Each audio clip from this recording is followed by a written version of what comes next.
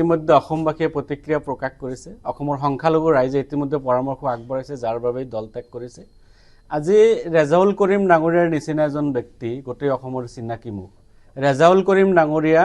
সংখ্যালঘু জাতিৰ বজ্ৰকণ্ঠ এই ৰেজাউল কৰিম ডাঙৰীয়াক যেনেদৰে অপমান কৰিছে মই ভাবো গোটেই অসমৰ সংখ্যালঘু মানুহক অপমান কৰিছে গতিকে এই অপমান কেতিয়াও সহ্য কৰিবলগীয়া অপমান নহয় গতিকে এই অপমান কৰাৰ পিছতো আজি কিছুমান কংগ্ৰেছী ব্যক্তিসকলে ৰেজাউল কৰিম ডাঙৰীয়াৰ পক্ষ ল'ব লাগিছিলে লোৱা নাই ৰেজাউল কৰিম ডাঙৰীয়াটো একো ভুল কথা কোৱা নাই ৰেজাউল কৰিম ডাঙৰীয়াই বৰ অসমৰ কথা কৈছিলে ৰেজাউল কৰিম ডাঙৰীয়া সম্প্ৰীতিৰ কথা কৈছিলে ৰেজাউল কৰিম ডাঙৰীয়া উজনি নামনি সকলোৱে একেলগে থাকিব লাগে এই কথাখিনি কোৱাৰ পিছত যেনেকৈ বিকৃত ৰূপ লৈ গোটেই অসমত যেনেকৈ তোলপাৰ কৰিলে সেই সময়ত কংগ্ৰেছী কিছুমান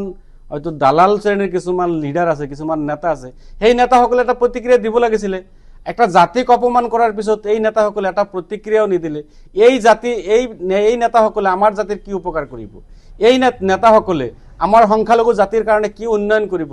আজি কংগ্ৰেছ দলৰ কিছুমান বিষয়ববীয়াই বিজেপিৰ লগত হলিগলি কৰি আজি বিজেপিৰ চৰকাৰ চলাই আছে আজি দেৱব্ৰত শইকীয়াৰ নিচিনা এজন ব্যক্তি ৰেজাউল কৰিম ডাঙৰীয়াক বিজেপিৰ এজেণ্ট বুলি কৈছে আজি আপোনাৰ প্ৰদ্যুৎ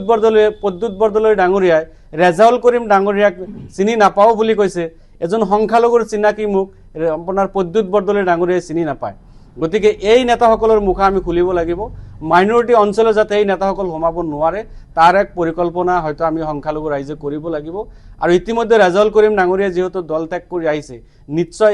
এই সম্পৰ্কে ৰেজাউল কৰিম ডাঙৰীয়া এটা সঠিক সিদ্ধান্ত ল'ব মই বিশেষকৈ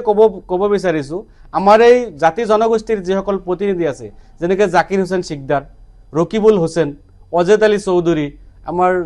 ছয়গাঁৱৰ বিধায়ক ৰেকিবুদ্দিন আহমেদ এই ব্যক্তিসকলেতো আমাৰ ৰেজাউল কৰিম ডাঙৰীয়াৰ সপক্ষে কথা ক'ব লাগিছিলে বা এই কথাখিনি এটা আলোচনা হ'ব লাগিছিলে কিন্তু এই ব্যক্তিসকলেও ৰেজাউলৰ পক্ষত এটা কথাও নকলে নিমাতি কইনাৰ দৰে বহি থাকিলে জাতি যিমানেই বিপদত নাথাকক কিয় জাতি যিমানেই সংকটত নাথাকক কিয় এই ব্যক্তিসকলে কেৱল দালালি কৰি যায় এই ব্যক্তিসকলে ভাবে যে আমি কেনেকৈ গুৱাহাটীত অলপ মাটি কিনিব পাৰোঁ কেনেকৈ হোটেল বনাব পাৰোঁ কেনেকৈ মানুহৰ পৰা দালালি কৰিব পাৰোঁ এই জাতিৰ জনগোষ্ঠীৰ পৰা আমি কেনেকৈ টকা পইচা লৈ নিজে অট্টালিকা বনাব পাৰোঁ তাৰ বাহিৰে একো কাম নকৰে এই নেতাসকলক আমি চিনাক্ত কৰিব লাগিব আজি জাতি সংকটত আজি জাতিৰ এনেকুৱা বিপদ আজি জাতিৰ এজন চিনাকি মুখ সংখ্যালঘুৰ বজ্ৰকণ্ঠ সেই বজ্ৰকণ্ঠক অপমান কৰিলে এই দালালকেইটা এষাৰ মাতো নিদিলে গতিকে আমি অসমবাসী ৰাইজক ক'ব বিচাৰিছোঁ এই দালালকেইটাক চিনাক্ত কৰিব লাগে আজি সংখ্যালঘু অঞ্চলত এই ব্যক্তিসকলে ২৬ৰ নিৰ্বাচনত ভোট বিচাৰি আহিব তেতিয়া নিশ্চয় সংখ্যালঘু ৰাইজে ইয়াৰ যোগ্য প্ৰত্যুত্তৰ দিব এইখিনি মই ব্যক্তিগত চিন্তাধাৰাৰ পৰা কৈছোঁ যিকোনো খবৰৰ বাবে যোগাযোগ কৰক আমাৰ এই নম্বৰত 9181 307 2221